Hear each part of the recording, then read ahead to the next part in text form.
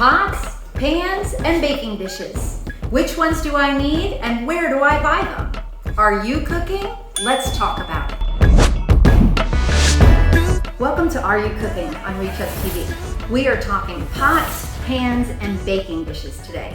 Which ones do I need and where do I buy them? Let me just say you don't have to spend a lot of money buying pots and pans. You can find really good deals at thrift stores, garage sales, Walmart, the dollar stores. I would just recommend if you're going to buy them used, make sure that they are not warped. When you sit them on a flat surface, they should not rock back and forth when it's flat. And also, if you're looking at non-stick cookware, make sure that it's not scratched. I can tell you from experience, if you have one pan and one pot, you can cook just about anything. So don't sweat it if you don't have a full cookware set or a lot of pots and pans. Plus, it'll benefit you. The less pans you use, the less dishes there are to wash. So who has a problem with that? All right, let's take a look at these. The first one that I'm going to show you is going to be our saute pan. Saute pan is smaller than a frying pan. It's a little bit lower. I use it to saute vegetables, which is just a little bit of oil that you heat up and you can put your vegetables in it. I use it for 1 or 2 eggs, bacon. Basically, I use this for smaller portions. The next pan I'm going to show you is going to be our frying pan or skillet.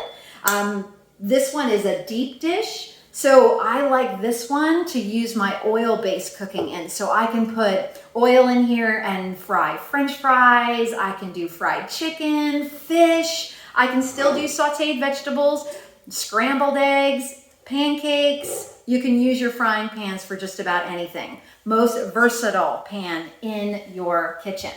The next one I'm going to show you is going to be our sauce pot. That's right, I said sauce. I am originally from New Jersey.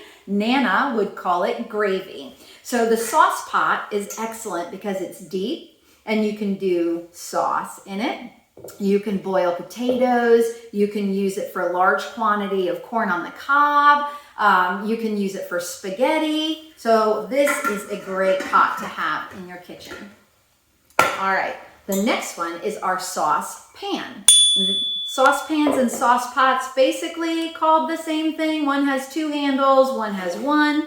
Saucepans, I have in my past cooked an egg in this. This was the only pan that I had, so I have cooked bacon in it, scrambled eggs. This is great for ramen noodles, smaller serving spaghetti. You can just use it for just about anything. So a saucepan is very helpful in the kitchen. All right.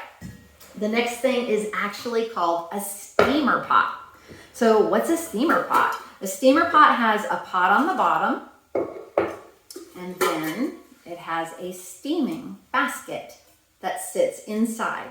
And how you use it is you fill it about 1 inch or 2 with water in the bottom.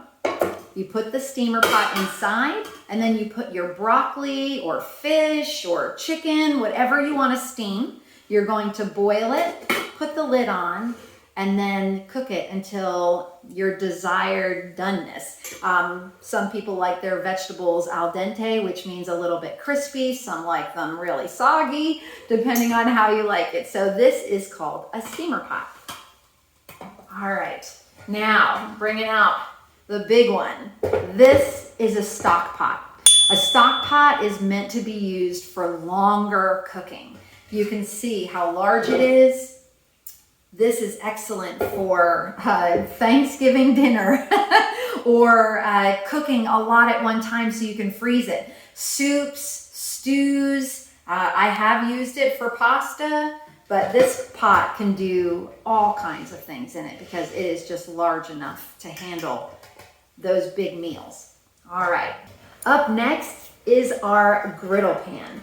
This is used for healthier eating. Because of the grooves that are in the griddle pan, it catches all the fat and grease. Excellent when you do burgers, chicken, bacon. So the griddle pan is used for a healthier way of eating, so you're not cooking your food inside all that fat and grease. And that's a griddle pan. All right, the next pan that we have is actually called our loaf pan. This one is actually made of stone. It's not dirty, it's seasoned. It's now non-stick. Most loaf pans are aluminum. They come in a light colored aluminum or a dark colored aluminum, but the purpose and use is the same. So your loaf pan, I've actually heard of people doing their casseroles in here for smaller servings. You can do a baked macaroni and cheese. I have done banana nut bread in here. You can use it for a lot of your baked items. So this is called a loaf pan. The next one we have with my history as a baker, this is a cupcake pan. Most people just bake cupcakes in it, but I am looking forward to showing you in future episodes how we can use it for some dinner items and quick freezer ready to go meals. So our cupcake pan.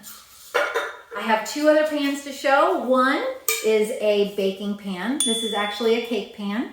This is an 8-inch size. They come in different sizes and shapes, but nonetheless, if this is the pan that you have, I have made meatloaf in here. You can bake cakes in here. You can bake just about anything in it. Anything that has sides and a flat bottom can go in your oven. And actually, many of the baking pans, the metal ones, can go in your air fryer. That'll be a future episode also. All right, we have a different type of baking pan. This baking pan has sides. You can go ahead and line it with foil. I like to do this for easy cleanup. I also like to use the baking pans with sides so anything that has juice or grease does not end up in the bottom of my stove.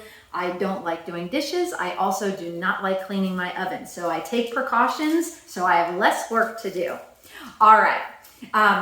Earlier I mentioned to you that you could cook just about anything in limited number of pots and pans. And so I hope that I've given you some ideas, also some things to look for in case you are wanting a larger frying pan. If I had to choose one or two that are the most important, I would say the saucepan is very important and the saute pan. So these are the two that I could pretty much do everything I can do with most of these, except for the large quantity pots, but these would be my favorite.